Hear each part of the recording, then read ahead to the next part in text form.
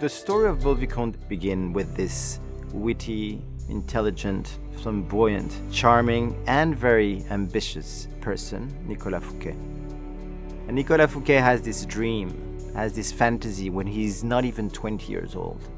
He wants to have the most beautiful house ever.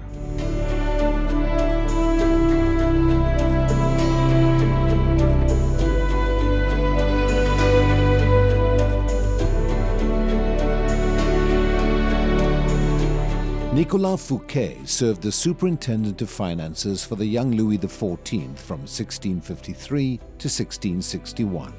As a close advisor to the king, he successfully re-established the war-depleted French treasury and amassed great wealth. A lover of the arts, Fouquet was a close friend of the poet La Fontaine, and the plays of Molière were often performed at his lavish parties. He had the three best artists of his time: Le Vaux, the architect, Le Nôtre, the landscape designer, and Lebrun, the painter-decorator.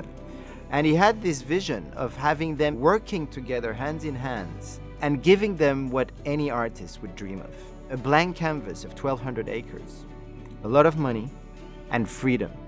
But the two conditions had to be fulfilled. First, that they have to work together, and second, that they had to be as bold and innovative as possible. France is at peace for the first time in 30 years, and Fouquet really wanted to blow the mind of everyone. Construction on the house began in 1641. By 1661, when Vaux-le-Vicomte's buildings were nearly complete, Cardinal Mazarin, the Sun King's powerful prime minister, died. Aware that Fouquet would be competing with him for Mazarin's position, Jean-Baptiste Colbert, a war commissioner who managed Mazarin's finances, convinced the king that Fouquet was embezzling from the royal coffers and raising an army against him.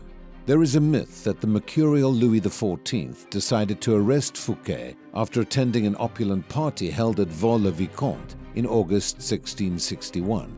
According to the myth, the insecure king felt threatened by Fouquet's wealth and wanted to arrest him that night. In reality, Fouquet's fate was sealed before the party. The young king had already made up his mind that Fouquet was a threat to the monarchy. Fouquet was arrested 3 weeks after the infamous party and would spend the rest of his life in prison. When Fouquet got arrested, he was still working on the last details of the house. And the fact that some other ceilings, some sculpture hadn't been finished and it has been untouched since then, brings some emotion to the house. There is still the spirit, I think, of Nicolas Fouquet there. The chateau got frozen in time. There's something quite magical about this place. Fouquet's widow sold Vaux-le-Vicomte in 1705 to Maréchal de Villars, one of the king's greatest soldiers. In 1764, the Duc de Praslin took ownership, but his descendants abandoned the estate around 1850.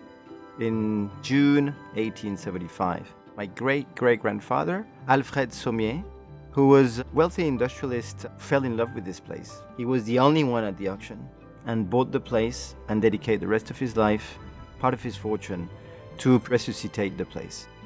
My parents got married in 1967, and my father received as a wedding gift the chateau. Facing the considerable work of maintenance, restoration, the cost of it, he thought opening the house to the public was the solution. They went to England, mainly to Chatsworth actually, to get some inspiration. And a year later, both my parents decided to open the family home to the public. It was our family home. Of course, it was a very different home from my friends at school, but I think we didn't really realize where we were standing. Following their ancestors' lead, the de Vogüé family has continued to maintain, restore, and refurnish the chateau. With the help of the Association of Friends of Vaux-le-Vicomte, we are putting between 1 million and 1.2 million euros into restorations project. I mean, this 1.2 million euros will have to be at least doubled. The restoration will be an endless goal. Vaux-le-Vicomte is France's largest privately owned estate. In 1929, it was classified as an historical monument. people that have seen everything, done everything, traveled everywhere. They arrived here and they are moved by the magic and the beauty of this place. And I always think about Fouquet and this team that decided to have the most beautiful house ever. And it makes me extremely proud, together with my brothers and my family. Of course, it's a huge responsibility, but also, and at the end of the day, it's a privilege.